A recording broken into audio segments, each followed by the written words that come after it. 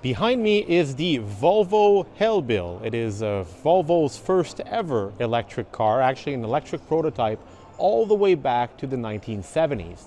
I have the privilege today to be at World of Volvo in Sweden. This building was erected earlier this year, and it's basically meant to be all things Volvo. It is a museum, but it's also an area to regroup. There are a lot of meetings here.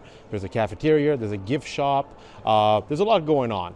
This is only one portion of my Volvo Sweden road trip experience that I'm doing right now for TopSpeed. If you hit topspeed.com, there's a lot of content related to my experience here, so I invite you to go check it out.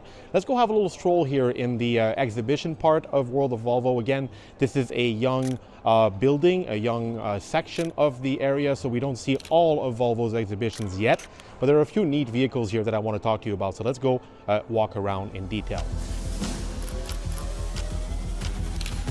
Beginning, of course, with this cute little electric car. It's basically a golf cart. It was offered in either two-seater cargo or, in this version, four-seater.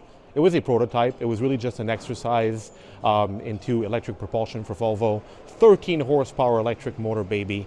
So this is where everything really started for Volvo's electric age, and they put it right here at the entrance of the exhibition hall to showcase really where it all started in the electric propulsion phase.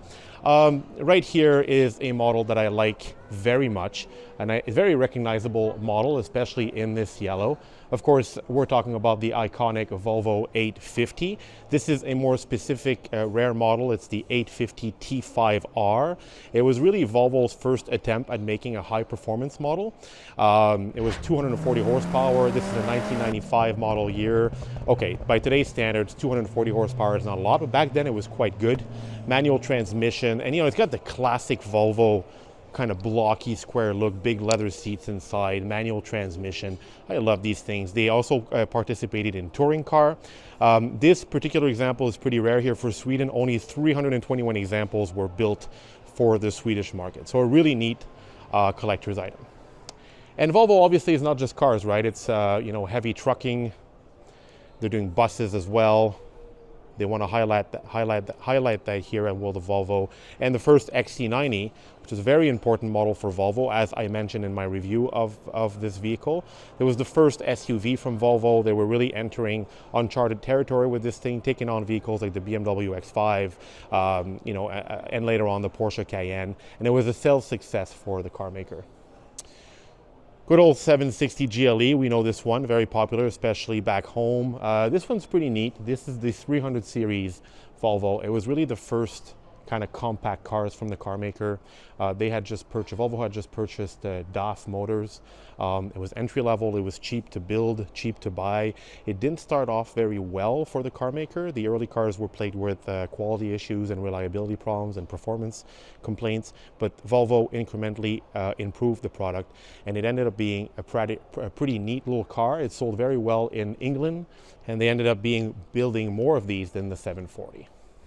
Over here is a neat concept car, the YCC Concept. Interesting concept car designed by Volvo in the early 2000s. They call this thing designed by women for everyone. It was one of the first kind of styling projects by a female group at Volvo, and it showcased a lot of innovative styling cues. Very sleek design. We're actually kind of noticing a lot of these styling cues in modern Volvo vehicles. The nice wheel arches here in the back, very prominent rear section. And the headlight design is very similar to what we're seeing kind of today with the Thor's Hammer. We did see this styling direction in the previous generation S60 sedan. Very simplistic, minimalist Scandinavian design. And this thing won a lot of awards in terms of creativity, design, styling, and of course emphasis on safety and technology. Something Volvo has been focusing on ever since the beginning of its creation. So yeah, 2004 Volvo YCC concept car. And a lot of the ideas that were proposed in this vehicle are actually seen in a lot of today's modern cars. So speaking about the very first electric car at Volvo, this C30 electric is actually the first if you will, mass production. They didn't produce a lot of them, but it was still the first electric vehicle offered to the public by Volvo. And I'm actually going to drive this thing. There's going to be a full review on TopSpeed.com. They only built about 500 for the Scandinavian and European market. It had a fairly small 224 kilowatt hour battery and range of about 150 kilometers. But it was a start. That was in the early 2010s. As you can see, in only a decade, electric vehicles have evolved a lot. But this is really where Volvo was starting its electric age for the mass public. It's around the same time that Tesla arrived with the Model S. So there was a lot of pressure from car makers like Volvo to come out with electric propulsion.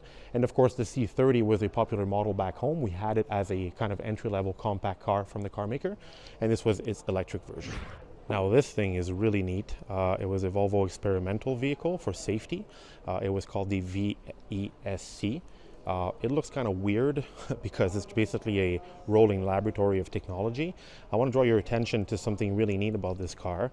This thing had a backup camera in the 1970s. Look at that. Look at the size of that thing. It's massive because, of course, cameras were very big back then. And it was all monitored through a gigantic Mitsubishi electric screen. Try to zoom in on it inside here. Look at that. That is so 70s. Of course, they never produced this thing. It was just really a way to showcase Volvo's commitment to safety. This thing had a lot of features that are taken for granted today, like anti-lock brakes, airbags, very big bumpers for better crash impact. So yeah, it's really just a testament to how involved Volvo has always been with safety. Check out the wipers in the headlights, baby. Volvo is also known for its inboard boat engines, and here we have the very first example in the late 1950s, the Volvo Penta onboard engine. And this really kind of revolutionized boating, combining what Volvo calls the best of both worlds, combination of the performance and the efficiency that you want from both setups, inboard and outboard. And even today, if you talk to boat owners, they'll tell you that the onboard Volvo engine remains a tried and tested formula. And this is a very elegant representation. It's called the Volvo Penta Aquamatic. And a nice, look at that bedroom in the front. Isn't that cool? So this was presented at the New York Motor Boat Show. And they considered that this combined the efficient drive from the outboard motor with the lower fuel consumption of the inboard. And yeah, it's really just where Volvo really started its Penta series for boating. We cannot talk about Volvo without mentioning the iconic 1800 Coupe. This was Volvo's first real sports car, very iconic because it also starred in the popular TV series The Saint with Roger Moore in the early 1960s. Around the late 50s, early 60s, Volvo was mostly identified as a family-oriented car maker, safety, station wagons and whatnot. And, this car really changed the game. It put Volvo on the map in terms of sports cars. There's actually a YouTube video of me driving this thing. I encourage you to go check it out. And I'm also going to review this on TopSpeed.com. Now, this particular example is interesting because it sets the record for the highest mileage car in the world. This one right now has 5 million, yes, you read that right, 5 million kilometers. It was an owner from Long Island who drove all the way to Alaska with this car, among other destinations. And of course, it's been restored because these things were prone to rust. Even though they were Scandinavian, they did rust. It was hard to repair them because of the way they were designed. But it's been well restored. It's been preserved. It's being preserved here at the World of Volvo. A lot of 1800 owners say how, they really say how reliable these cars are. And from driving it, from my personal experience, I can say that it's a lot more comfortable and spacious than most cars of this era.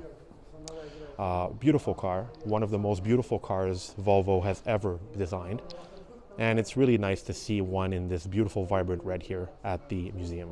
Of course, Volvo is recognizable as the maker of the station wagon. And here we have a beautiful, simple green example of one of the early wagons, the 145 from the 1960s.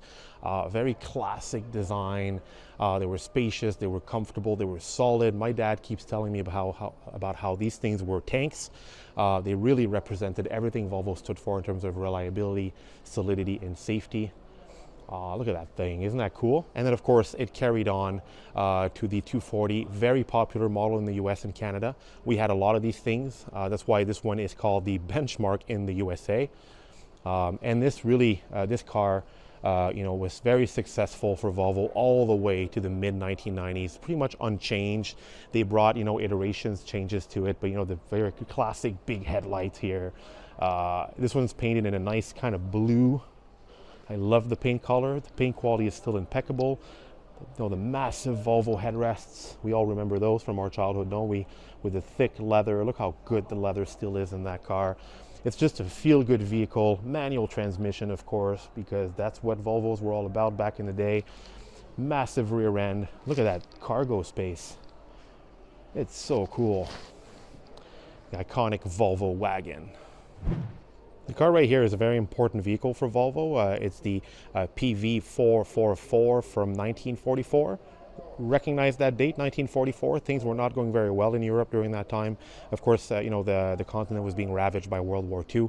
And Volvo was just kind of trying to come out with something positive for the Swedes, a way to move around. This is the car that they presented to the world. They actually rented a facility to showcase it. And it was really kind of the car that came out of Sweden during very difficult times in Europe. And it was a very important car. It was a people's car for Sweden and much of Scandinavia. Very classic lines. It's got that 40s kind of rounded off look, but at the same time very utilitarian. And form follows design. Big front bumper, big front grille. It feels solid, it feels reliable, and it's really what Volvo was putting out during World War II. So I talked about the Volvo wagons, but before their wagons, they kind of had these things, the Duet, which was an evolution of the 444 I just showed you that was released during World War II. They were more of a kind of more of a minivan or kind of a little cargo truck, but it was really the start of what they call the estate, the idea of having a car that can carry more than just people and cargo. Beautiful example, this one. Look at that, blue and white with the big yellow fog lights in the front. And this was also a departure. Like if you look at the Volvo logo, it was different than what we're seeing now. Just a big V versus the symbol that looks like the male symbol, but it's actually a symbol for iron, the one that we have now. But yeah, the Volvo logo evolved over time. But this is another beautiful example. As you can see, this is a wagon, but it's actually a two-door, so more like a cargo van. That completes my quick tour of the world of Volvo. And of course, there's a full written section about this on TopSpeed.com and more details about the classic cars. I am going to drive some, so stay tuned for more awesome content.